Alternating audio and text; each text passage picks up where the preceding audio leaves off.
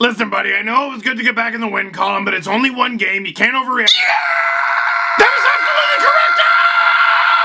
Hi, kids! Victorious puppies! This team is ruining my life. Why do I watch hockey? Stress relief! We can, and we will. Victory, puppies, boys! High five for Chief Keefe! High five! Oh, that's right. That's right. You know what that gets? Bark! There you go. Oh, Bark! Iggy, big mood. Let's go. You didn't even pick it up. Okay, how about this? Tyson Barrie. Right in there. Pierre Engvall. Leafs win! 3-1 over the Arizona Coyotes. Chief Keefe, Sheldon Keefe, his first win as an NHL coach. Tyson Barrie, his first goal as a Leaf. Pierre Engvall, his first goal as a Leaf and first in the NHL. Austin Matthews scoring in his one opportunity to score in Arizona. Who is not jacked this morning? I have waited a long time for this because we've had some bad days recently. But in case you can't tell this morning,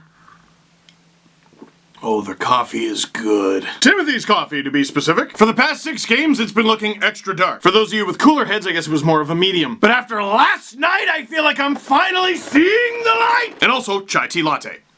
I couldn't think of one for that one, I'm not gonna lie. Maybe you like a little variety. Breakfast blend, Italian blend, French vanilla, they all go well with a win! An 82-game season with a coaching change can be tough, but I know you can handle it. Timothy's, the coffee is good.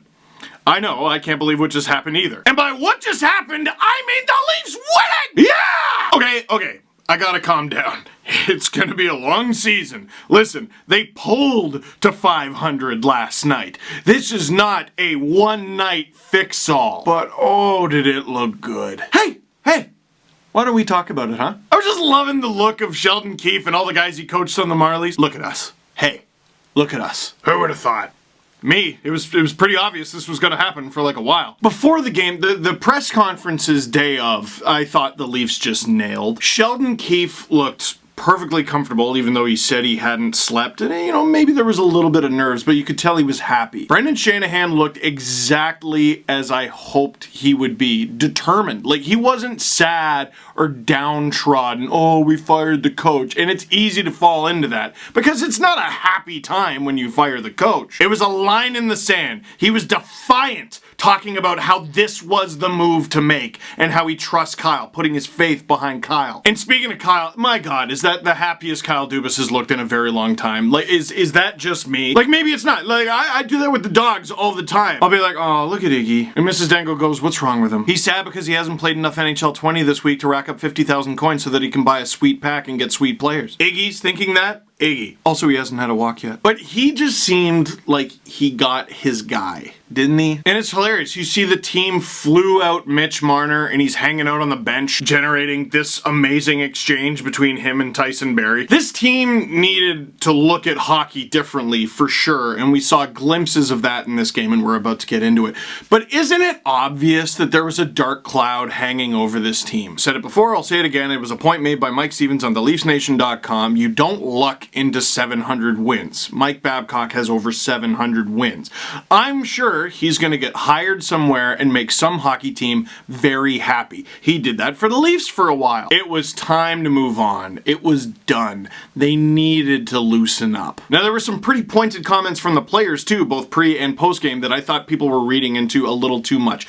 In particular, Travis Dermott, when asked about Sheldon Keefe, because he has played under Sheldon Keefe, asked, you know, what are people going to notice? And he goes, the boys want to play for him. Now, people immediately interpreted that as, oh, they didn't want to play for Babcock. And maybe that's what it was. Maybe. But I was pleasantly surprised with how much the mood of the day was Sheldon Keefe. It was about Sheldon Keefe. It wasn't about Babcock got fired. That was for yesterday. Yesterday, he got fired. For this day today, it is about Sheldon Keefe. Management was talking about Sheldon Keefe. The players were talking about Sheldon Keefe. On TV, they were talking about Sheldon Keefe. You can talk about Mike Babcock all you want. All I know is that guy's not the coach of the Leafs anymore. It's Sheldon Keefe, and he was the right guy to talk about, and that's who the players wanted to talk about. And it's true. They want to go through a wall for him. I know what the stats said, and there was a heat map too. We'll get to the heat map, saying that the Leafs played tremendously different. Watching it, I didn't really think they did. But there was a discipline to the way that they played. Someone was always covering the front of the net. They rarely left a man behind. Someone was always checking over their shoulder, making sure, okay, is someone cheating? Is someone pinching? Is there someone who's about to get a breakaway? Which the Leafs were allowing like half a dozen breakaways a game for a while. They were disciplined because they were not going to lose Sheldon Keefe's first NHL game. I don't know if you can say that about the first 5 minutes. I wouldn't say it was a slow start or a bad start necessarily. It was a good first shift, but that save Freddie Anderson had to make super early, that just Pickin' Cherry's beautiful glove save on a rebound. Oh, did that save the Leafs' entire night. Actually, just watching the replay now, that was about 12 minutes in. Anderson on Soderberg, ridiculous. And after that, that really seemed to wake the Leafs up. And then in the final minute of the frame, Jake Muzzin pinches a little bit. Ilya Mikheyev comes back in support. That was another thing. The forwards did a really good job of supporting the D, which they have done a terrible job of doing for several years. Ilya Mikheyev passes it to Tyson Barrie, and look at this. Look at this. Okay, do I try a pass that's definitely not going to work? Do I throw a muffin into the crowd and potentially turn it over, and now I got to turn around while they're coming at me with speed? Or do I take the play to them? Why don't I do that? Ilya Mikheyev's back here. Jake Muzzin's coming back in support. Why not take that puck for a walk? Why not? That is exactly what Tyson Barrie does. He takes it in on Darcy Kemper. Ah!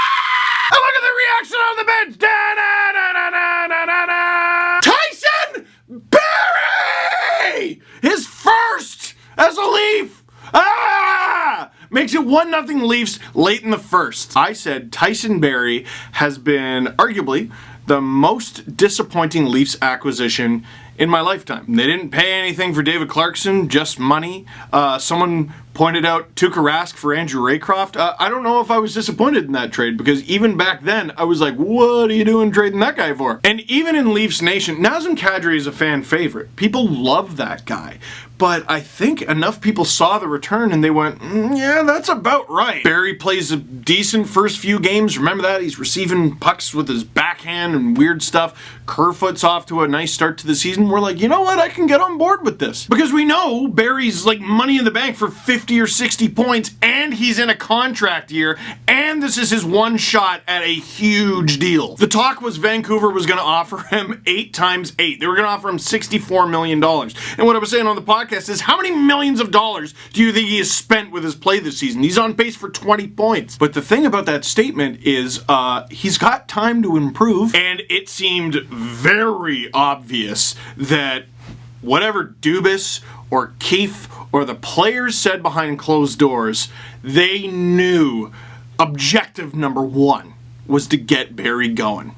First goal with Sheldon Keefe behind the bench. Are you kidding? Just beautiful. I can't wait to see what the second period. Oh, they almost scored again. Oh, I love this team. Okay, let's go to the second period. Leafs take a penalty. Oh boy. Okay, oh boy. And it's going well so far, and my standard for well is they haven't been scored on yet. You could step over that limbo bar at this point. And then Sheldon Keefe throws Pierre Engvall over the boards. And I'm like, I am going to tweet about this, and I'm going to put my phone down because he has a breakaway. Oh my God! Danny Lordneck himself! The Swedish giraffe! The esophageal! Pierre Engvall! And oh my God, he fell. Oh boy. Man, if you play like that, you're gonna have a lot of practice with the Sellies though. Look at this, by the way. Engvall knows he messed up. Riley doesn't know what's going on. I just love this team. Have I mentioned that I love them and I was never out? Suppose we'll get to that too. So now the Coyotes are losing. They've been losing actually since late in the first period. Score effects are gonna come into play at some point, right? Maybe in the final 5 minutes or so, the Coyotes really started to come on, but during the second period, the third period, the Leafs seemed like they had the puck the entire time. I know the Coyotes couldn't get anything going, but it looked like the Leafs wouldn't let them. The Coyotes were icing the puck like every 2 minutes, and I'm like, who's your coach? That looks familiar. The Leafs sticks were active. They were annoying getting in there. They were moving their feet. They were actually covering the front of the net. Still a couple concerning things, like when the Coyotes were able to get into the Leaf zone with possession, you know how I say that puck is there to stay. There was still a little bit of that, but the Leafs did a much better job, in my view, of preventing the Coyotes even getting in the zone with possession. One play in particular, and it went very badly, but I loved it. Jason Spezza has the puck in the offensive zone, sees nothing, takes it for a walk. He's in the neutral zone. Oh, he's in his own zone. Now, he maybe went back a little too far, and the Leafs almost cough it up on a bad line change or whatever. The execution was not wonderful on that play, but I love the idea of it. Okay, rather than throw it into garbage, let's just keep the puck. And we're tired? Are you tired? All right, go to the bench. Because what happens with the Leafs so often is they'll dump it into the corner and lose it, and the puck goes the other way. Or they'll take this muffin of a shot, it hits a leg, and the person who blocks it now is darting towards the Leafs zone, while the person who shot it is still facing the wrong way. First minute of the third period, Austin Matthews, you know he's motivated. He was going to be motivated anyway. The game's in Arizona. Strips Oliver Ekman-Larsson, or at least makes Ekman-Larsson make a poor decision. Ilya Mikheyev recovers the puck at the point. He just throws it on. Rebound! Our boy. Our mustachioed boy. Austin Matthews! With his, 5,000th goal of the season or something like that, but it feels extra good, not just because it is Sheldon Keefe's first game behind the bench, and Matthews looked jacked on the bench for everything tonight. But man, that guy is from Arizona. Was raised there anyway. He was born in California. It always sounds weird over the loudspeakers. I feel like you should ask the players where they want to be identified as from. Maybe they did. I'm getting sidetracked. Listen, I'm excited, okay? He only gets one opportunity per season to score in Arizona, and bang, he did it. 3-0. 30 seconds left. They're not actually gonna do that. Oh, no! Oh, Hinostroza? Hina garbage. You stink for doing that. Damn it. All right. Well, whatever. We'll have to settle for the win, won't we? And now for some stats. And if you haven't read Chris Johnson's breakdown of this game on sportsnet.ca, you need to go there immediately and do it. It was wonderful. This was much closer to how Dubas envisioned this team playing when he remade a huge swath of the roster over the summer. At 5-on-5, the Leafs had 74% of the high danger chances and 60% of the shot attempts. The Coyotes are no pushover either. They'd won 4 of 5 coming in and boast the NHL's 8th best points percentage. Through a quarter of the season, they are the stingiest team in the league. And look at this heat map. Look at that. See all that huge chunk of blue in front of the net. The Leafs were getting none of that all season long, and that's where they were hanging out. And then there was Justin Bourne, who has just been a star over the past couple days. Not only is he brand new with Sportsnet, but he used to work for the Leafs, man. He was on the Marlies coaching staff. I think he was on their video staff with Sheldon Keefe. So he might know a thing or two. Leafs takeaway from Arizona. They're a group better suited to having the puck and trying to do something with it than playing fast, which has often meant moving the puck forward even without much support, then working to get it back. Getting organized in regroups looked effective. Important note, Arizona was hot garbage, to which I asked, this is what I was trying to figure out, and I'd be curious to know what you think. Was Arizona hot garbage because they sucked, or because the Leafs dictated play? Exactly, he said. Maybe a bit of both, but certainly it's tough to play well when you don't get to have the puck and do hockey. But I say exactly because it's tough to say just yet. I'm not sure either team would even know. And I'm sorry. Look at this. Is this not the most beautiful graphic? Oh man, that's a lot of firsts. I saw a lot of people chirping the quality of the Sheldon Keefe photo there. I'm willing to bet that was a last minute decision by someone at Sportsnet who thought, hey, you know, it'd be funny. And whoever you are, you were right. That's hilarious. Questions. Is it okay to feel hope? Is it okay to feel? Is it okay, Steve? Yes. Yes, Jeff. Yes, all of you. It is okay to feel good about that game. And listen, are you in? Is what people kept asking me in my mentions last night. Yes, I'm back in. And I say back because, dude, I was out on that coach. And don't look at me funny like I'm a bad fan. The players were out on that coach. Look at them. Look at them. You know they were. The problem with the Leafs all season is they haven't been in. And now that they are, so am I. You know how they say you can't write this stuff? Did you write this stuff? Because that was crazy. You know what? I'm a damaged Leaf fan. That is exactly how I would have wrote it. Everything goes perfectly except the shutout gets spoiled in the final 20 seconds. Yeah, I would have wrote that. But I would have had Barrie getting a hat trick. Do you feel better, bud? Did Tyson Barrie score last night? Have you beat Red Dead Redemption 2 yet? I recently beat the game, and honestly, it's one of the best games I've ever played. Matthew, Don't even get me started. Reckon it's not the time to be talking about that right now. Are you still smiling? Ben Harper, question mark? Don't ruin it. One final thing, I've had a lot of content go up over the last couple days, so they have my tongue just malfunction, so I'll tell you everything I've been up to. There was the brand new Panago Pizza Steve Dangle podcast. We recorded it literally an hour before Babcock was fired, but the whole thing is still relevant. It basically explains why the thing happened before it happened. I think it's a really interesting time capsule. I was also on a podcast with Ian Tulloch immediately after he was fired, so you sort of get both my reactions there. I made a video for Sportsnet's YouTube channel. That is up. I made a video on this channel that I literally just remembered that I made, so you can check that out. I did a pregame clip for Sportsnet. I don't know if that's available anywhere. I wrote an open letter to Sheldon Keefe. That is available on sportsnet.ca. Blue and White Therapy did with Faisal Kamisa, where every week or a couple weeks he's gonna basically talk to me about my feelings.